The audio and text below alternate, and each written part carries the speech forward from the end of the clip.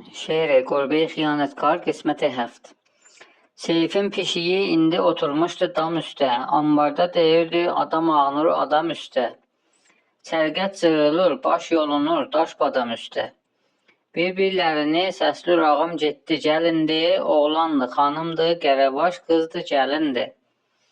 İşlər veririk baş təzəlikdə mamanımdan. Bohtan desəm ağa, qalım avarə canımdan. 70 tümən almışdı bizim xırda xanımdan. Vəçində o da bir içi düşü soğan aldı.